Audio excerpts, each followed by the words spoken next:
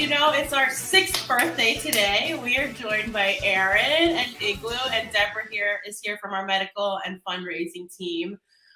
So Aaron, what we're trying to do today on our birthday, it's a birthday anniversary. I don't know what you call it, Deborah. We always struggle with this, but it's basically 6 years since we got our official 501c3. So I think I'd call it probably a birthday.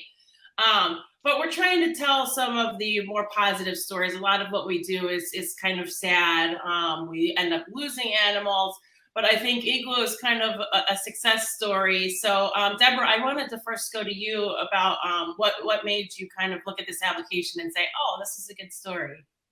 Yeah, obviously, local always kind of touches my heart. And the picture that you sent of him, I'm a sucker for white pitties.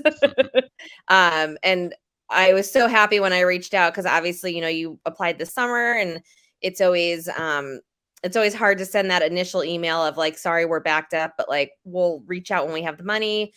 So I was so excited to be able to reach out, and just this, that he's doing so well. It was just so exciting to hear that, because a lot of the times those, that's not the case when I get the emails. So I was really happy to read that too.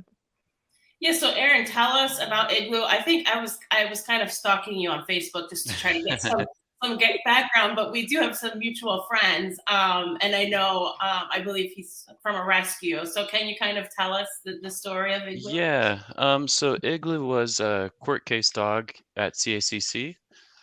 So I met him. I was volunteering there doing manners classes, and while he didn't really participate in the manners class, he was like just a big cuddle bug and kept climbing up in my lap.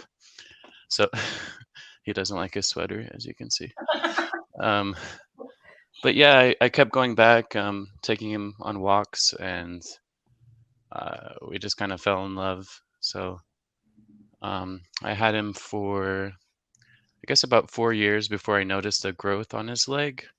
It started getting bigger and bigger. I had insurance for him, but they wouldn't cover any of the treatments, which was really unfortunate. But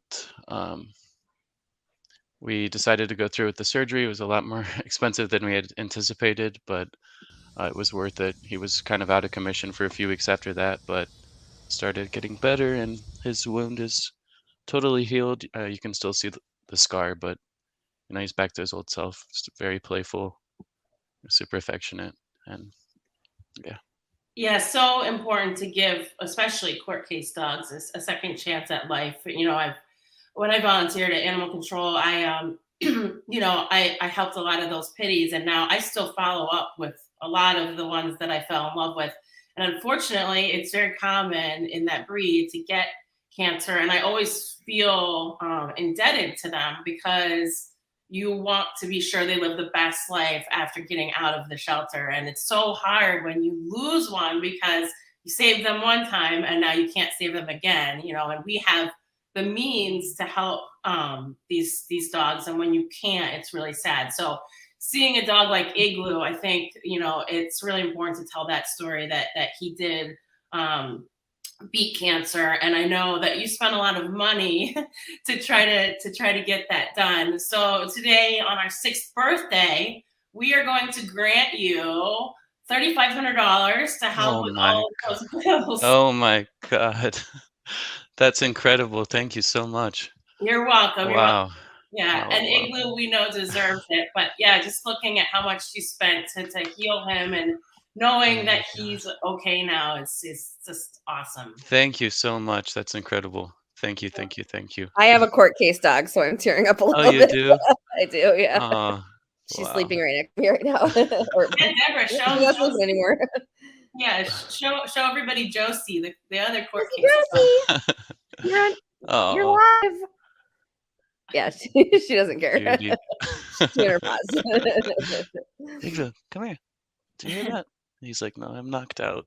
Yeah, so another thing that we wanted to mention too that's so important is, because you applied so long ago, I'm sure that you were like, oh, kind of gave up hope. But for everybody that's applying, please know, like, we don't want to just help people in this moment right now in February. Like, we want to help people, that have applied forever. And unfortunately, with the pandemic and everything, we didn't have as many donations coming in, but we don't we don't, skip people to get to a place. We look at every application, we look at every situation. We, oftentimes, unfortunately for Deborah, and she mentioned this yesterday, she has to stop looking at emails because we get so many that say the animal passed away, and that is so hard. So, but it's really important for us to give back to those people too. So if you applied and your animal passed away, we still can help you, and even though the animal's gone, we know that financial burden is still there. And even if it was 6 months ago, it's really important for us to know, for you guys to know that we still are here to help. So somebody like Aaron is exactly the type of person we want to help, especially a dog that came from the same animal control as Rue. So we're honored to help you, Aaron, today. Thank you. This is really unexpected, and I'm so grateful. Thank you. You're welcome. Deborah, anything else that you want to say? Now just give Igloo kisses for us. Can do that. Awesome, Aaron. Thank you so much. And take good care of that dog. Anything else you need from us? He's a Live Like Rue dog now. So we're here. You're stuck with us. You're probably going to be invited to our Live Like Rue prom in May, so everybody can meet him. So, yes, please. So yeah, we'll hopefully meet in person someday. Thank you so much. Thank you. Really, sincerely.